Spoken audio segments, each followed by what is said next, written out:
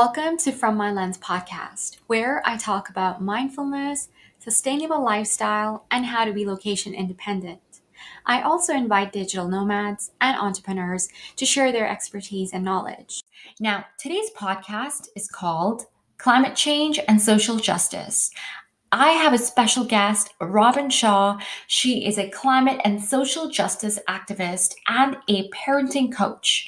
After 15 years as a model, she now uses her platform to invite others to live a more sustainable lifestyle and to teach their kids about sustainability, emotional literacy, and equality.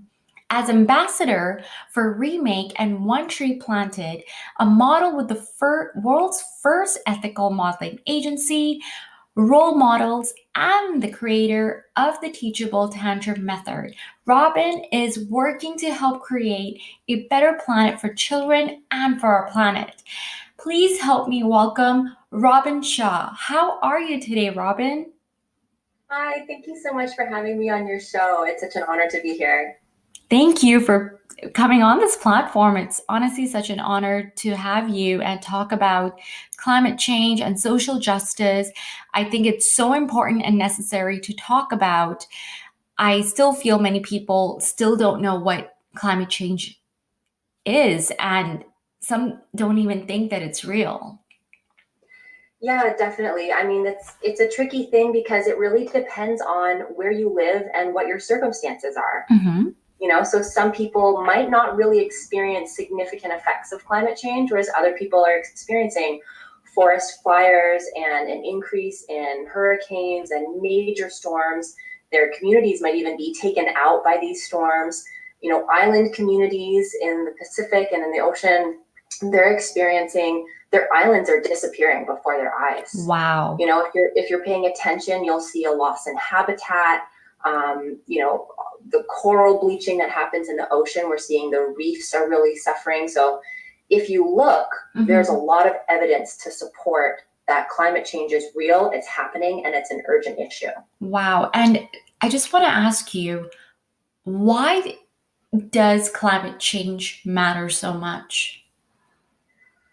Well, we are part of the ecosystem. Right. People like to think that we're not an animal, but we're another species of animal on this planet. And while we are very advanced intellectually and with our ability, thanks to our thumbs, Right. we're an important part of living in harmony with the planet. So climate change is really important because we have caused a warming of the planet because of our lifestyle, the rapid pace that we manufacture goods at, and our high level of consumption is, we're pumping chemicals into the earth and the waterways. We're putting stuff into landfills. That's incredible. And what are some causes of climate change that you could talk about? Sure. So we are living in a time when we have capitalism that is trying to max out everything, all of our resources, right? So the rate that we produce products and clothing, the amount of oil that we're pulling out of the earth and trying to extract in various methods, and then we're combusting it, using it in our cars and transportation systems and for energy. There's a lifestyle switch that's needed if we want to start to mitigate the effects of climate change. So, trying to live a more minimalist lifestyle and making some personal choices can have an impact, but certainly the way that we live now, unfortunately, the convenience of Amazon, for example, is very compelling. But, every time we make those purchases, we are contributing to a culture that is using up resources without an end in sight. Right. That's incredible. And do you think if somebody does want to make that change, what are some basic top 5 things that we could start doing now to make that difference? Sure. So starting in your own community, and even more so starting in your own home, is fantastic. So I'm a big believer in shopping secondhand, whether that's for clothing or furniture or any kind of goods. It helps to keep things out of the landfill, and it helps to give clothing and items a second life. Yes. I was really shocked when I learned that one garbage truck full of textiles is either incinerated or dumped into the ground every second. Oh my God. So that is the rate at which we are going through textiles. So fast fashion is detrimental to our planet. So if we can be more mindful of our choices, so just shopping secondhand is a really accessible way to be more sustainable. If you have the budget, there are fantastic sustainable brands as well. And there's so many more popping up, all varying in price. There's high end all the way down to much more accessible price points of really accessible minded, sustainably minded brands. Right. So starting with your clothing is a great place to start. You can also look at anywhere in your home really to make upgrades. So it could be opting for a sponge made of, walnut fibers instead of plastic. That's interesting. In your home. Yeah, there's a lot of these like little places that you can actually make upgrades. It could be making sure you always have a water bottle with you. Yeah. I would say the ones that have big impacts is where you bank. So if you switch banks, we are in the process still. I will say it's not the easiest thing to do, but we have opened an account with USAA, which my dad is in the military, so that is something that's accessible for me. But there's other banks like Amalgamated and Aspiration and Bank of the West. Right. And if you want a list of resources, there's a great website called Women Power Planet. Okay. And they're on a mission to help us to bank better, because where we hold our money, the banks use money for things like new, energy projects. And it could either be green energy or it could be expanding on fossil fuel projects. So where you bank, what you buy, in your home, and what you wear, those are three great places to Exactly. I also wanted to touch on coffee mugs. I think that's huge. We're constantly buying coffee, constantly consuming all these cups and throwing it away. I remember you telling me about this portable little coffee mug. Yeah, could you tell us about that? Absolutely. There's a fantastic brand called Stojo, and they make these mugs that they fold in on themselves. So they can be, pretty compact if you, have it in your bag or your purse. Yeah. But they pop out, and the way that they work, they're very stable. I've never had an issue with like squeezing it and it pops or something like that. So they're really great. And they make a couple different styles, but I have the classic Stojo coffee mug, and they're a really great option. And they come in fun colors, and they're a really good option. Bringing your own is always a nice thing to do, because not only are you having the impact of not using something that just gets thrown away, but you're also signaling to the people around you, hey, I care about the planet. Look what I'm doing. Like, people will notice that. Exactly. The more of us that do that kind of stuff, the more people will be inclined to continue that trend. Absolutely. And with some of the steps you just told us to make a difference now, I believe this is exactly what we could do now in terms of reasonably stopping our climate change as of today, just making these small changes. Absolutely. These little micro choices that we have absolutely have a ripple effect and can start to help to mitigate climate change. Of course, the last big one I have to say is vote. We're coming up on election, so voting, we do need to work in partnership with government and brands. Absolutely. But on the individual level, your choices definitely still matter. Exactly. So vote, you guys.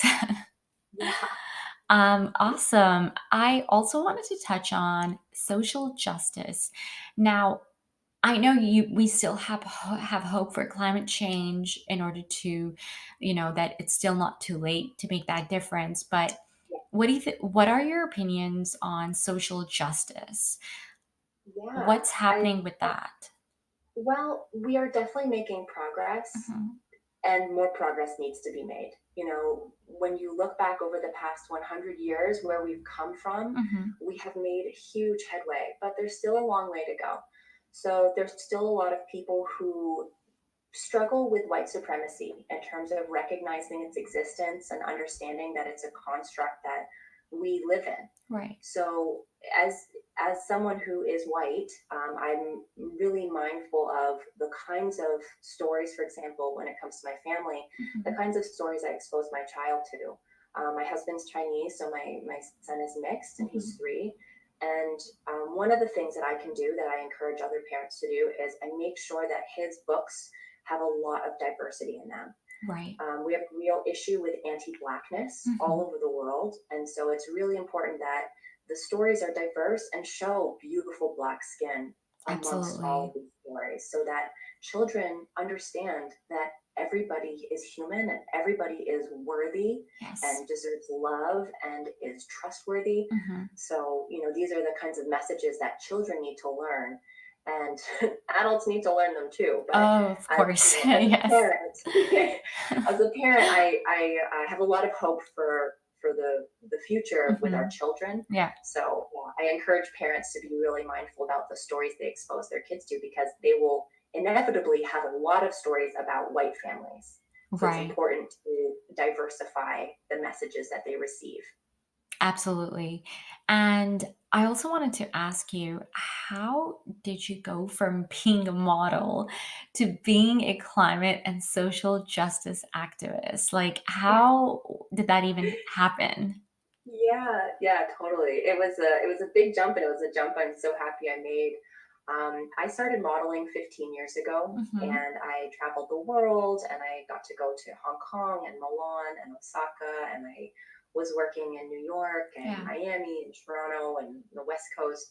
And I really am grateful for the experiences that I had. But at the same time, I knew that I wanted to contribute more positively to our world. And I always had that itch of, I want to do something meaningful with my life. And when I had my son, it really came to a head, because here I was bringing a human into this world, and I could just imagine what his life was going to be like in this world. And my heart would just break, because our world is hurting so much, and there's so many issues that need to be addressed. And oh my gosh, I felt so overwhelmed. Absolutely. And the thing that has been the most helpful for me to help myself to not be so overwhelmed with the weight of the world is to take action. And I started by following accounts on social media. It was so simple. I just started researching different accounts that were inspiring and people who were making changes. And sorry, can you mention some accounts that you've been following that maybe perhaps our listeners can also follow? Definitely, absolutely. So, of course, I'll say follow me, because I'm now sending awesome messages too. So I'm Robin X Shaw on Instagram. Yeah. But so Women Power Planet is also on Instagram, and they focus a lot on women and also banking. Perfect. Anne Therese started an agency called Role Models. So they're an ethical modeling agency, and I'm with them, and they're fantastic. So if you follow Role Models Management on Instagram, they have all of their models are trying to make positive changes. So you can go through their posts and find all kinds of really badass people to then follow and be inspired by. So they would be a really great place to start. And Anne Therese has something called the Climate Optimist class. So you can also look up the hashtag Climate Optimist. Okay, cool. And she's amazing posts. So nice. Yeah. So when I started following these accounts, I got connected up with the right kind of people who were also models and activists. There's another organization called Model Activist on Instagram, and they're also known as the Model Mafia. And they were started by Cameron Russell, who's an amazing model. Right. And it was through them that I realized that I could use my platform to speak about these issues that I care about, and take it one step further and start to do things like plan rallies and demonstrations. And I helped to organize a rally in front of Spring Studios at Fashion Week last year, where we were raising awareness about the climate marches and having celebrities and social media, influencers. I've seen that. Yeah, I've seen you. It was Awesome. It was so powerful. Honestly, I think that's what made me like, okay. I think that's when I started following you as well on Instagram. Oh, cool. Oh, that's so awesome. I'm so glad. Cool. Well, some of the accounts that you just mentioned right now, I'll definitely put in on the on your description handle for sure. Oh, fantastic. Yeah, that's great. They're really, you can kind of start anywhere. You can just research stuff, but there's some really incredible people who are making changes. Absolutely. And when you realize that it starts with really simple things, it becomes possible. Mm-hmm. You don't have to Exactly. take on the whole world. Just take on Yes. one little piece at a time. Yeah, exactly. Just one step at a time, one piece at a time. Like I think people get so overwhelmed that, oh my gosh, it's happening, and I think they just check out sometimes because it Yeah, is scary. It is scary. it It is is. It's real, and overwhelming. yeah, Yeah. and it's time that we face reality because we're constantly putting reality, as if it just doesn't exist, but it's time to make that change now. Um, Totally. I also wanted to ask, what do you think the future is like when it comes to climate change? Like, do you think do you think we are going to survive climate change? Yes. No, it's a good question. I'm very hopeful. I Mhm. have learned to train my mind to be fiercely optimistic. Right. Because if you allow yourself to think that the future is doomed, Mhm. it's easy to just say, F it, I'm going to stick my head in the sand, I'm Yeah. not going to pay attention, I'm not going to do anything, we're doomed Right. anyway. Exactly. It's But almost like being a especially, sheep, right? Because like they don't yeah, care. Nobody takes yeah, action, right? exactly. And it seems like a lot of people don't care, but a lot of people actually really do care. Mhm. There's a lot of people making really incredible changes and really pushing, Right. especially like pushing government to do better. Absolutely. Absolutely. So I do believe that we can have the future where we live in harmony with each other, Mhm. where we live in harmony with our planet, Right. and the majority of people are active in that. We need as many people as possible to be willing to be active in trying to make the world a better place. And then Absolutely. guess what? We will. Exactly. And hopefully with this podcast, I think this is what we're trying to achieve, aren't we? Yes, absolutely. Ex- Absolutely. I mean, you're what you're doing in terms of highlighting people who are trying to make positive changes, like it's Thank you. exactly what you're doing that Yeah. is helping the world to have more positive messages, positive influences, messages of hope Yeah. and getting people inspired and fired up. That's exactly what we need. So if you're Exactly. listening, be like, "Yes, I can do this. My choices matter. Like I can actually make a difference." Wow. Absolutely. I honestly, and this one thing that really caught my attention when you said you're constantly being optimistic. How do you even do that? I know it's a bit away from climate change and stuff, but just Yeah, in yeah. general, it's so important to have that sort of an attitude. What do you do? How do you do that? Because it's such a good approach, even when it comes to things like mental health that people go through, right? Definitely, definitely. Well, it's certainly a balancing act. I have learned through my friend Anne Therese, who started the agency Role Models. I Hmm. highly recommend everybody go check her out. I've learned a lot from her, to be honest. Right. But one of the things that I've realized is that we have to take care of our own personal ecosystem in order Hmm. to then go out of ourselves and try and take care of more than just ourselves. Hmm. So I always actually start my day every day with 3 salutations to the sun. I do like a mini yoga, like I sit on the bed and I close my eyes, sometimes even for less than a minute because I have a 3-year-old. So we'll see how long that lasts Yeah. for. But a few moments to myself to kind of center myself in the day. And then, as I mentioned, it's about exercising your willpower over your mind. I think of optimism as a muscle, and Yeah. you have to practice it regularly and Hmm. give it a break too.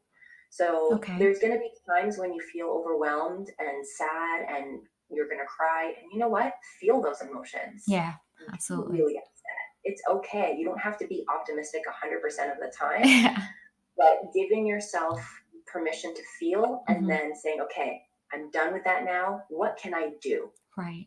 And then focusing on what's right in front of me that I Hmm. can actually do. And there's that saying, think globally, act I locally. love that. Think globally, act locally. That's Yeah. incredible. Wow. Okay. I think I need to practice that right afterward we get done with our podcast because I think You can do it. meditation, being mindful, and honestly being optimistic is so important. And sometimes just kind of being, giving that benefit of doubt is also so important because, or else we're just going to drive ourselves insane no matter what it Right. is over, Yeah, right? exactly. And whichever direction you're heading in, if you're feeling like I'm doing too much, Mhm. take a break. If you're feeling like, man, I feel like crap, I feel like I'm not doing enough, Yes. get your ass off the couch and do something. Yeah. You know, like you have to be honest with yourself about where you're at and what Mhm. you're able to do. Because sometimes people are operating at such a high level, they actually need to slow down.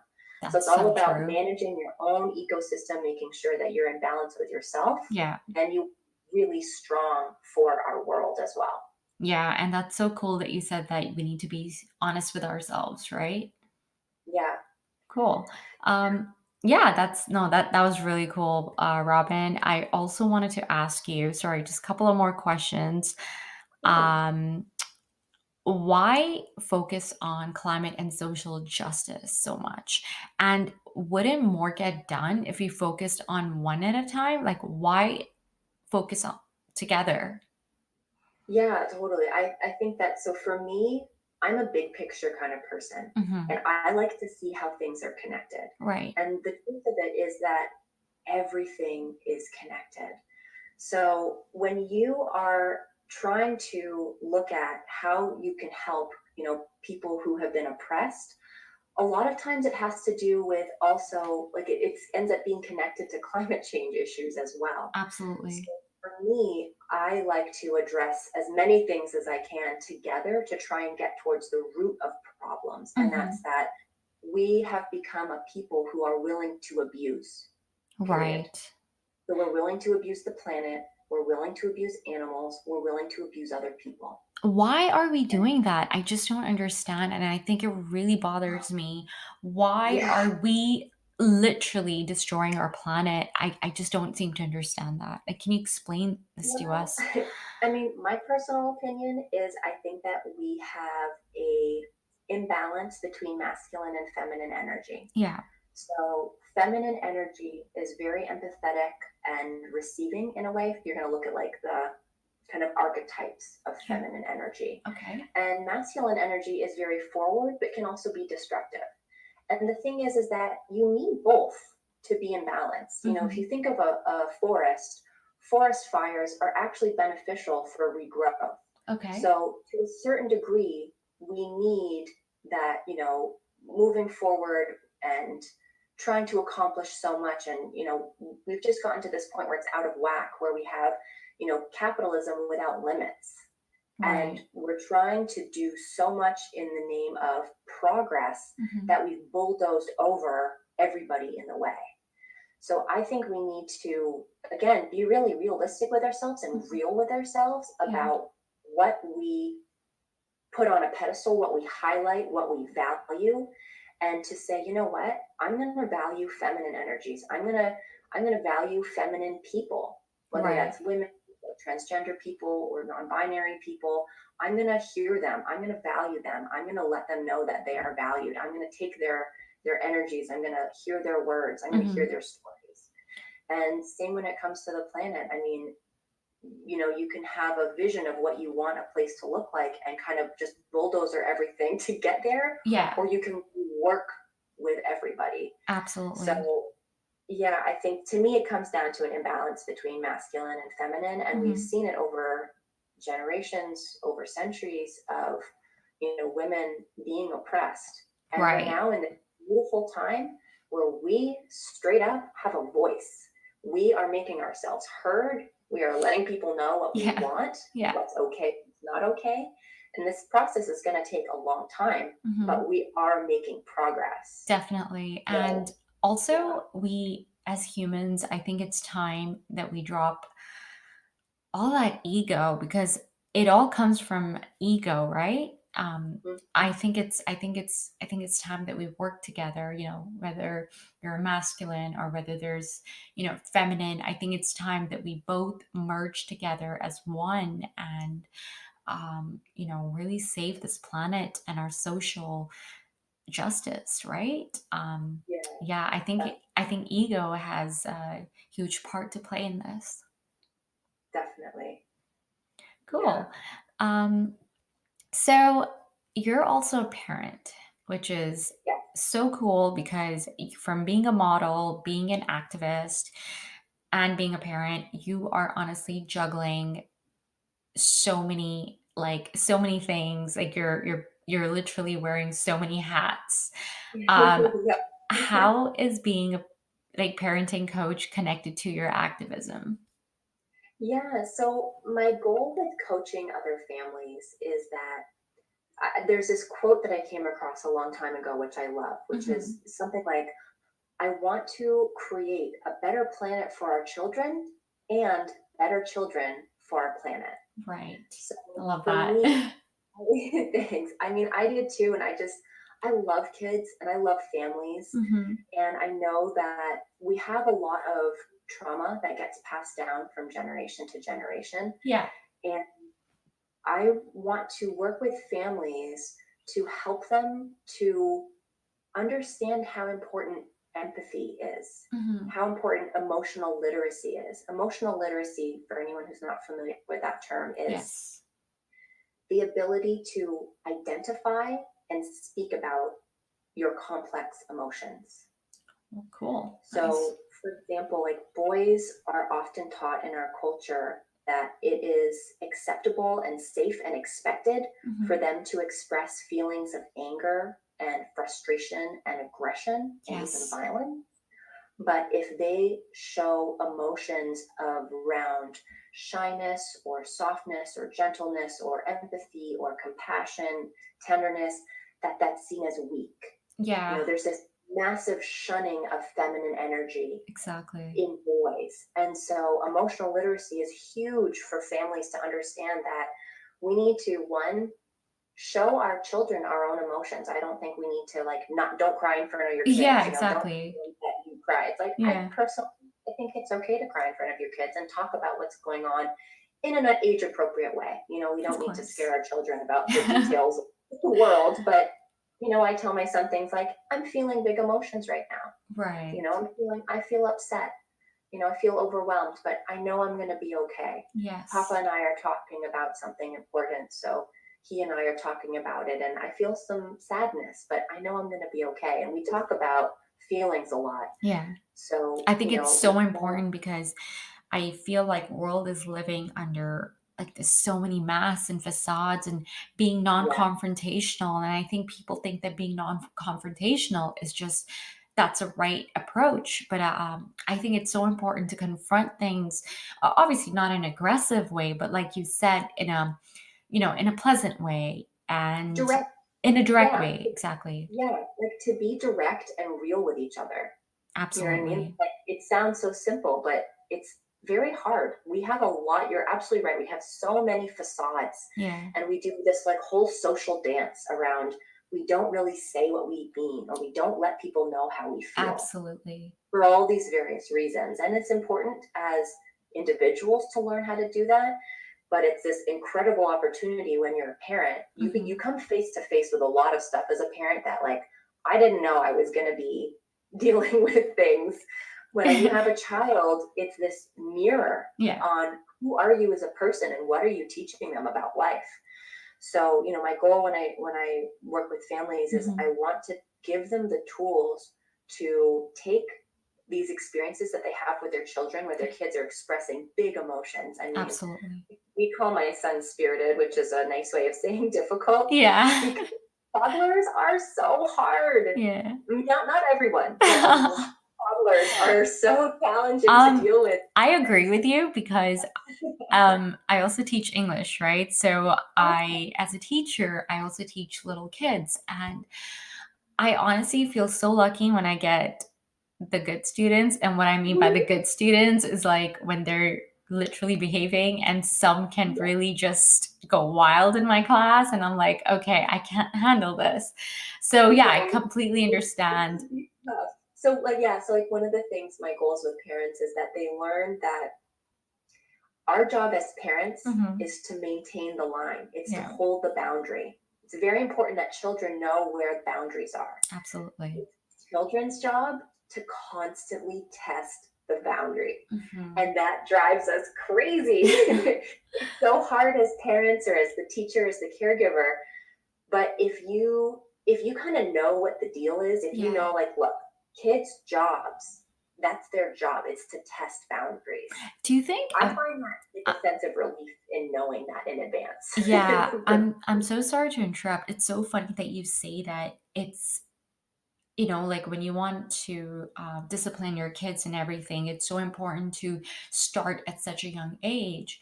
But what about adults? I feel like adults also have that sense of, you know, way of testing boundaries and, Totally. maybe crossing limits or kind of going beyond something that's inappropriate. Now, why do you think they do that, and where do you think that behavior is coming from? Is it because of their child traumas that they did not get taught by their parents, or what was it, or what is it? Yeah, definitely. So I think that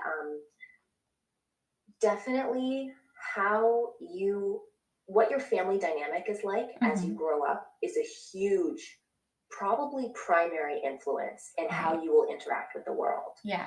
So as an adult, there's this great saying, you teach people how to treat you. Right. So as an adult, especially this happens a lot in relationships and like romantic relationships, also in friendships, but Hmm. if someone starts to treat you a certain way that you don't like, but you don't address it Yeah. or do something about it, Hmm. you've taught them that that's okay.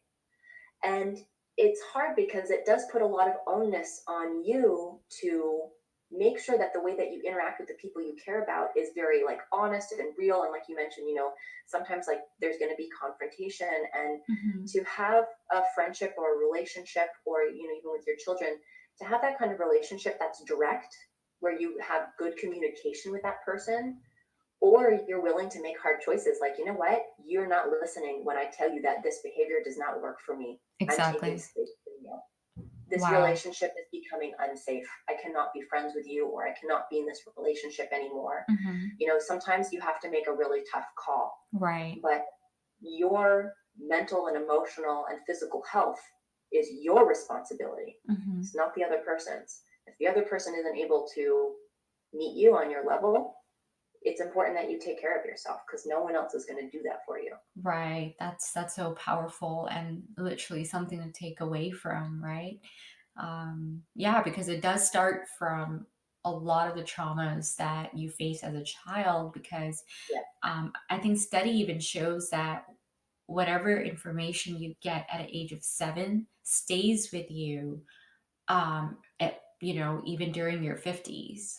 Yeah, totally. One of the things my husband and I talk about is how the so one of the things that my husband and I talk about is how my son, at age 1, 2, 3, 4 years old, these are formative years for him, but he won't remember anything. So he won't have actual memories from this time, but the Right. things that we do will shape his life. Hmm. So it's important to know that, those early years are so impressionable. Absolutely. And what are some takeaways for families who want to teach their kids about sustainability and equality? Definitely. So one thing I would say that all parents should do is diversify the books that you read to your kids. Hmm. The library is open in my community, and books are a wonderful resource to start conversations with your kids and to teach them about. So, in terms of sustainability, there are some books about sustainability, I'm sure, but even just learning about the natural world and having a curiosity in animals and nature is super important and Hmm. valuable. And then when it comes to diversity, make sure that your kids are reading stories about other people who do not look like them.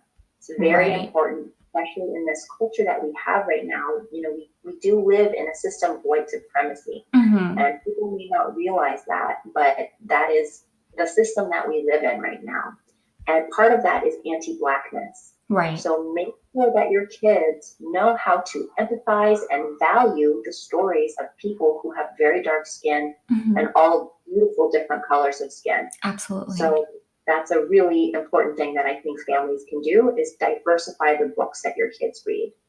Another thing that you can do with your kids is get into nature or garden Hmm. or take care of plants, Hmm. because being involved in nature is so important. There's so many studies that Yeah. show how it's good for your mental health, Right. but also good for your empathy with taking care of something. Mm-hmm. And it's good because one of the things I love is that when you get dirt under your fingernails, it increases the diversity of your microbiome.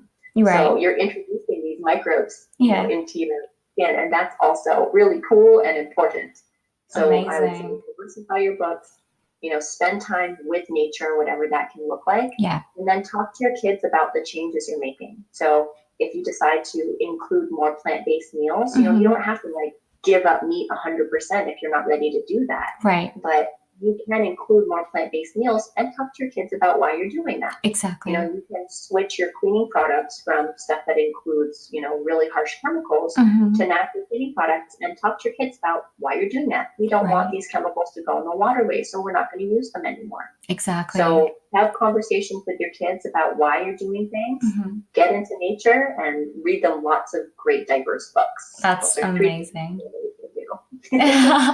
No, those are really amazing. And like you said, it's so important just to be out in nature so they can appreciate, the beauty of nature, all the trees, all the plants, end of the day, they're also living beings. It's accessible for everyone. So I want to recognize that there are people who are not going to be able to go into nature, but there are going to be people who have it right at their doorsteps and kind of don't make use of it. Exactly. You guys are the ones I want to talk to. Say, get out there. Let your kids get dirty. Go on walks in the rain. All of that stuff is so good for kids. So, and if you live in a city and you are able to go to a park, we used to live in Brooklyn and we would go to Prospect Park all the time. Yeah. Prospect Park is amazing in Brooklyn, as are many parks all over. Right. So, get into parks, get into nature. Awesome. Well, thank you so much, Robin. And just closing off, I know you're already making an incredible impact. What impact would you like to make? Well, another quote that I love is about how, sometimes I feel like I'm just a drop in the bucket. Right. And then I remember the whole ocean is made out of drops. Mm-hmm. So my hope is that I can be someone that as I create, changes that ripple out, I can inspire other people to make changes and also to be loud about it. Right. Use your social media, have conversations with your friends and family and coworkers, be really proud to be making changes. And when we all start to inspire each other, we will be raising the collective vibration of positivity and hope. Exactly. So my hope is to increase the hope in the world in a way, and just to have those actions that I'm doing in my life ripple out and invite other people to do that too. Wow, that's incredibly powerful. And like you said, when the world suffers, when one thing suffers, somehow we all end up suffering together. Just like now, right? 2020 has not been a year for any of us. The world did stop and we all stopped. And, just touching on a few things, you said such incredible and powerful things today, which also were, things that I wasn't aware of. So it's so important to educate, to learn, to question, and be curious. Also, having social justice and responsibility leads to satisfaction and pleasure of life, as well as respect and loyalty to the leaders.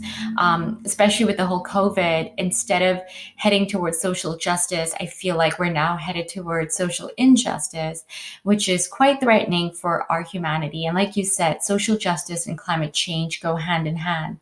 So, if humanity, all the rights, everything is falling apart, we have our climate change falling apart. So, yeah. Well, one thing to keep in mind is that right now it feels really chaotic, and it feels like everything is falling apart.